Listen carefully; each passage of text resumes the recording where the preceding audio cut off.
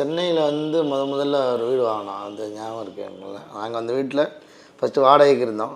அப்புறம் அந்த லீஸுக்கு மாறினோம்.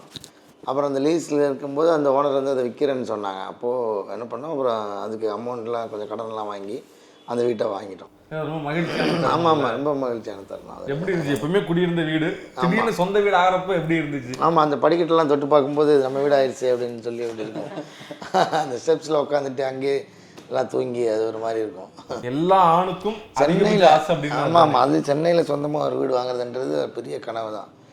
அதெல்லாம் வந்து அது சினிமாவுக்கு முன்னாடி நடந்துச்சு. ஆக்சுவலாக சினிமா வர்றதுக்கு முன்னாடி நடந்துச்சு. பசங்களுக்கு ஏன்னா அது ஒரு எமோஷனாக இருக்குது வீடு. ஒரு அச்சீவ்மெண்ட் தான் அது. எமோஷன் தாண்டி ஒரு சாதனை அது. ஏன்னா நமக்கு மட்டும் இல்லாமல் அந்த வீடு நமக்கு அடுத்த சந்ததிக்கும் சேர்த்து ஒரு அசையா சொத்து இல்லையா அது. அது ஒன்று காரணம். அப்புறம் நமக்கு பின்னாடி வர பசங்களுக்கும் அது வந்து பயன்படும். நம்மளோட மட்டும் இல்லாமல் அது அந்த அதான் அது எமோஷனாக அது மாறுது.